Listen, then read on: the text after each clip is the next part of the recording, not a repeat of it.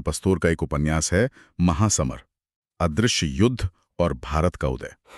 और ये सिर्फ एक मतलब कोई जासूसी थ्रिलर नहीं है, ये आज की दुनिया का एक एक्सरे जैसा है। बिल्कुल, ये एक ऐसे युद्ध की बात करता है जो तोपों और टैंकों से नहीं लड़ा जा रहा। हाँ, ये लड़ा जा रहा है फाइनेंशियल सिस्टम से, डेटा से, सोशल मीडिया से और सबसे बढ़कर हमारे और आपके दिमाग में। और पता है, ये उपन्यास एक बहुत ही पुराने और गहरे सवाल को आज के दौर में लाकर खड़ा कर देता है। कौन सा सवाल? कि क्या आचार्य चाणक्य का जो हजारों साल पुराना दर्शन है, उनकी कूटनीति, वो आज की इस क्वांटम कंप्यूटिंग और ग्लोबल पॉलिटिक्स की दुनिया में काम आ सकती है? अच्छा। और यहीं पर किताब एक डीप स्टेट की अवधारणा सामने रखती है। डीप स्टेट, ये शब्द बहुत सुना है। हाँ, पर ये किसी एक देश की सरकार नहीं है। उपन्यास के मुताबिक ये दुनिया के सबसे शक्तिशाली फाइनेंशियल इंस्टीट्यूशंस, बड़ी-बड़ी टेक कंपनियों और खुफिया एजेंसियों का एक अदृश्य नेटवर्क है, जो पर्दे के पीछे से दुनिया की दिशा तय करता है। एग्जैक्टली। कमाल है। और किताब की शुरुआत भी चाणक्य के एक जबरदस्त विचार से होती है। युद्ध हमेशा हथियारों से नहीं लड़ा जाता, वो बुद्धि, अर्थ और भय से भी लड़ा जाता है। तो चलिए आज इस उपन्यास की दुनिया में उतरते हैं और समझने की कोशिश करते हैं कि ये अदृश्य युद्ध आखिर है क्या, इसके हथियार कैसे दिखते हैं और इसका असली मैदान जंग कहाँ है। कहानी की शुरुआत ही बहुत नाटकीय है। हाँ, रायसीना हिल्स, सुबह के 3:17। भारत के राष्ट्रीय सुरक्षा सलाहकार अजीत अपने दफ्तर में हैं, बिल्कुल खामोश। और ये वो शांति वाली खामोशी नहीं है। नहीं, बिल्कुल नहीं। ऐसा लगता है जैसे हवा में सदियों का इतिहास, अनगिनत साजिशें और एक आने वाले तूफान का वजन घुला हुआ है। अजीत का जो किरदार है वो एक आधुनिक चाणक्य की तरह गढ़ा गया है, शांत पर नजरें बाज की तरह तेज। और यहीं पर लेखक कहानी की नींव रखते हैं, है ना? हाँ, अजीत की सोच ये है कि भारत की असली लड़ाई मतलब बाहरी दुश्मनों से तो है ही, पर उससे पहले उस औपनिवेशिक हैंगओवर से है, उस गुलामी की मानसिकता से। हाँ, जो हमारी अपनी व्यवस्था में, हमारी ब्यूरोक्रेसी में गहरी जड़ें जमा चुकी है। हमारे नियम कानून 100 साल पुराने हैं, फाइलों में अटके हैं। जबकि दुश्मन क्वांटम स्पीड से सोच रहा है और चालें चल रहा है। बिल्कुल। और यहीं पर उपन्यास एक बहुत जरूरी बात सामने लाता है, 5th जनरेशन वॉर, 5वें पीढ़ी का युद्ध। ये पहले के युद्धों से अलग कैसे है? मतलब अब लड़ाई तोप और टैंक से नहीं, बल्कि कीबोर्ड और स्मार्टफोन से हो रही है। हाँ, और ये बहुत बड़ा फर्क है। देखिए, पहले के युद्ध जमीन, समुद्र, हवा में लड़े गए। लक्ष्य था दुश्मन की सेना को हराना, जमीन पर कब्जा करना, सीधा सीधा। पर 5वीं पीढ़ी का युद्ध सीधे आपके दिमाग में लड़ा जाता है। इसका लक्ष्य जमीन जीतना नहीं, बल्कि समाज की सोच को बदलना है। अच्छा। लोगों का अपनी सरकार से, अपनी संस्कृति से, अपने इतिहास से भरोसा तोड़ना और देश को भीतर से खोखला कर देना। यहाँ सबसे बड़ा हथियार जानकारी, या यूं कहें कि गलत जानकारी है। डिसइंफॉर्मेशन और नफरत। हाँ, और ये हमें कहानी में तुरंत दिखता भी है। संकट सामने आता है जब देश भर में जेनजी के विरोध प्रदर्शन शुरू हो जाते हैं। ऊपर से देखने पर लगता है कि ये नौजवानों का गुस्सा है जो अपने आप भड़का है, पर असल में ऐसा है नहीं।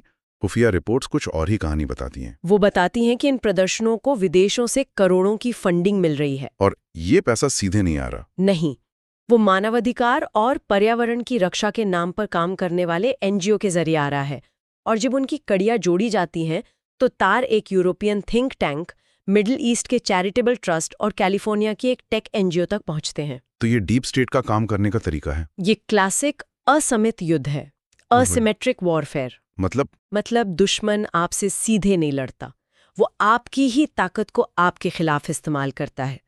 वो आपकी डेमोक्रेसी, आपके बोलने की आज़ादी, आपके ही युवाओं को हथियार बना लेता है। और अध्याय का अंत साउथ ब्लॉक में एक रहस्यमयी ब्लैकआउट से होता है, एक सिग्नल कि खेल शुरू हो चुका है। ये तो बहुत ही डरावनी तस्वीर है।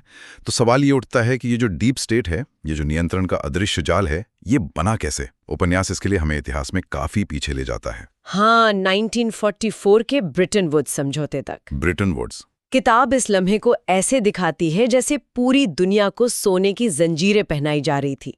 दूसरा विश्व युद्ध खत्म हुआ था, यूरोप तबाह हो चुका था।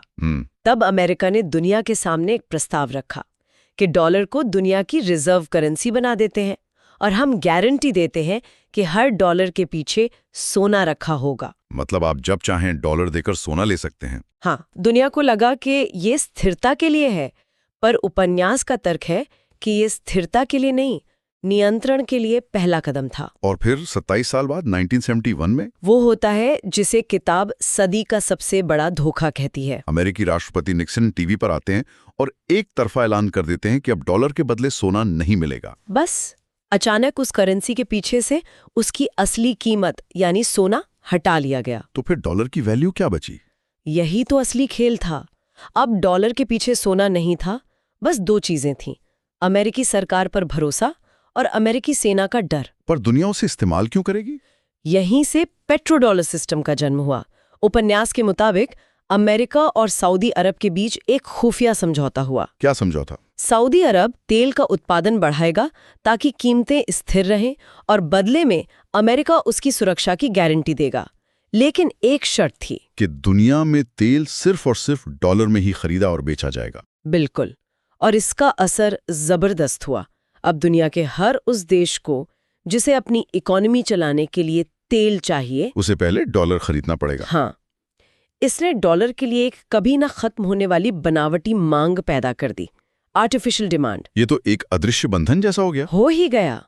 आप अमेरिका से नफरत कर सकते हैं, पर अगर आपको अपनी गाड़ी चलानी है, अपनी फैक्ट्री चलानी है, तो आपको डॉलर चाहिए ही चाहिए। तो उपन्यास ये कह रहा है कि ये सिर्फ एक आर्थिक व्यवस्था नहीं बल्कि असल में एक कंट्रोल सिस्टम है। बिल्कुल, और यही उपन्यास का सबसे बड़ा दावा है। ये आर्थिक नीति नहीं, ये भू राजनीतिक हथियार है। एक ऐसा हथियार जो दिखता नहीं पर हर देश को अपनी मर्जी से चलाता है। और किताब इसे सीधे भारत के 1991 के आर्थिक संकट से जोड़ती है, जब हमें अपना सोना तक गिरवी रखना पड़ा था। उसे हम आर्थिक उदारीकरण कहते हैं, पर उपन्यास उसे एक अलग नाम देता है, आर्थिक पुनः उपनिवेशीकरण, इकोनॉमिक रिकॉलोनाइजेशन। यानी मदद के नाम पर ऐसी शर्तें थोपी लें जिससे भारत हमेशा एक बाजार बना रहे, एक ताकतवर प्रतियोगी नहीं। और किताब का तर्क है कि ये खेल आज भी चल रहा है, बस शब्द बदल गए हैं। अब IMF की शर्तों की जगह carbon tax, ESG ratings, climate finance जैसे नए हथियार आ गए हैं। लक्ष्य वही है, भारत को रोके रखना। और इसी चक्र को तोड़ने के लिए कहानी में NSA अजीत प्रोजेक्ट इंद्रधनुष को हरी झंडी देते हैं, जो डॉलर के इस तिलिस्म को तोड़ने का एक गुप्त प्लान है।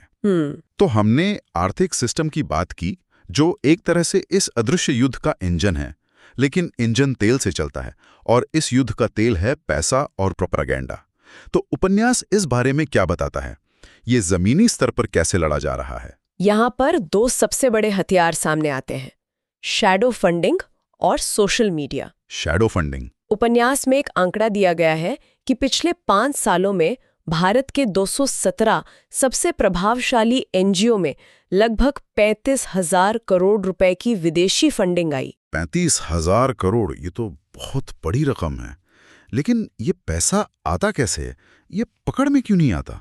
क्योंकि इससे एक बहुत ही शातिर प्रक्रिया से लाया जाता है, जिसे किताब द लॉन्ड्री नाम देती है। The laundry? हाँ, ये 3 लेयर में काम करती है।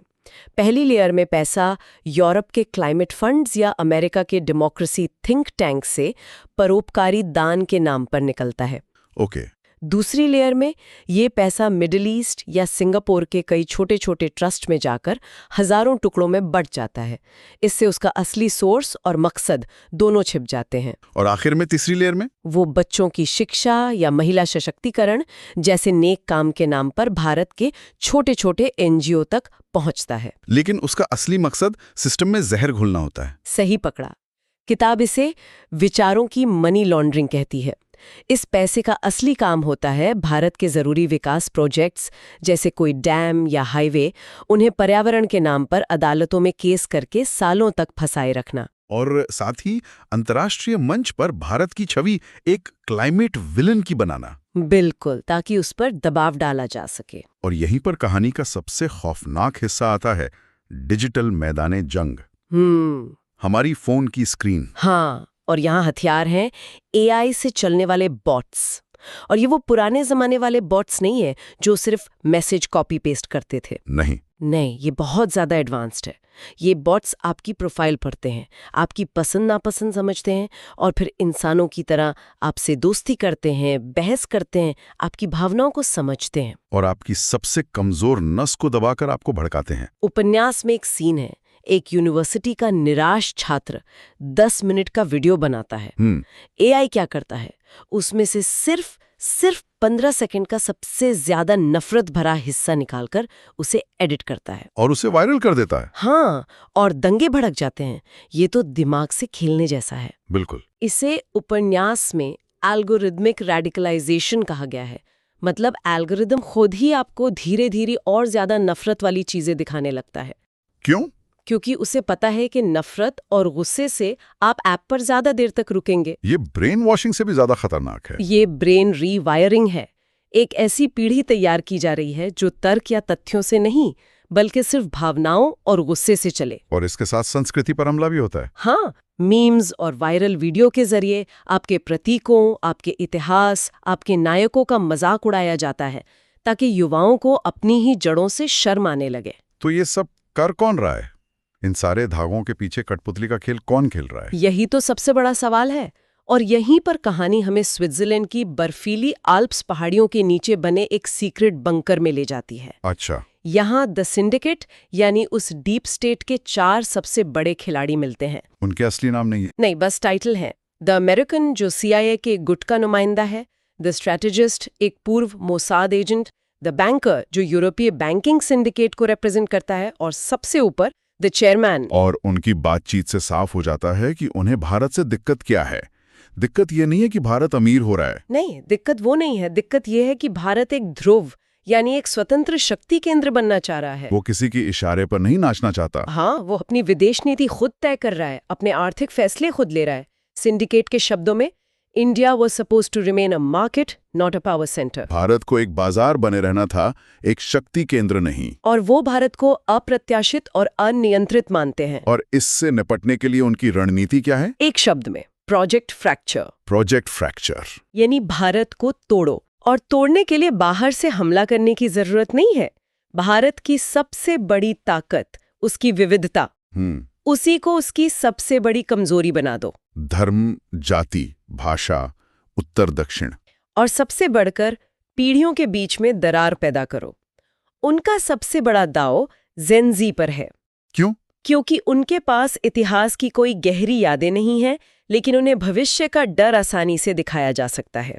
और उस मीटिंग का अंत एक बेहद सर्द और सीधे आदेश पर होता है। हाँ, वो मानते हैं कि उनके इस प्रोजेक्ट फ्रैक्चर के रास्ते में सबसे बड़ा रोड़ा एक ही इंसान है, NSA अजीत। स्क्रीन पर अजीत की तस्वीर आती है और उसके नीचे सिर्फ एक शब्द चमकता है, न्यूट्रलाइज, निष्प्रभावी करें। और ये साफ हो जाता है कि अब ये लड़ाई देश की नहीं रही, ये व्यक्तिगत हो चुकी है। तो कुल मिलाकर महासमर एक बहुत ही पेचीदा और सच कहूं तो एक डरावनी तस्वीर पेश करता है। ये एक ऐसे अदृश्य युद्ध की कहानी है जो डॉलर, डेटा और डोपामाइन से लड़ा जा रहा है। डोपामाइन यानी सोशल मीडिया की लत। हाँ। और जिसका मैदाने जंग कोई सरहद नहीं बल्कि हमारा और आपका दिमाग। ये उपन्यास उन घटनाओं के डॉट्स कनेक्ट करने पर मजबूर करता है जिन्हें हम रोज खबरों में अलग अलग देखते हैं। कहीं कोई अचानक हुआ विरोध प्रदर्शन, कहीं शेयर बाजार की रहस्यमयी गिरावट, कहीं सोशल मीडिया पर चलता कोई नफरती ट्रेंड। हाँ। ये हमें रुक कर ये सोचने पर मजबूर करता है कि क्या इन सब के पीछे कोई बड़ा पैटर्न हो सकता है। किताब का एक मूल विचार ये है कि नैतिकता के बिना रणनीति शैतानी है, लेकिन रणनीति के बिना नैतिकता बेबसी है। बिल्कुल। और ये हमें एक आखिरी बहुत जरूरी सवाल के साथ छोड़ जाता है। अगर आज का नया रण क्षेत्र सच में हमारा दिमाग और हमारी सोशल मीडिया फीड है, तो इस युद्ध में हमारी भूमिका क्या है? क्या हम किसी और के बिछाई बिसात पर सिर्फ एक डेटा पॉइंट है जिसे वो अपनी मर्जी से इस्तेमाल कर रहे हैं, या हम एक जागरूक नागरिक हैं जो इस खेल को समझ सकते हैं? उपन्यास का इशारा साफ है। दिन के आखिर में किसी भी देश की सबसे बड़ी ताकत उसके लोग ही है। वो कितने जागरूक हैं और कितने सतर्क, इसी से सब कुछ तय होता है। एक ऐसा विचार जिस पर शायद हम सबको सोचने की जरूरत है।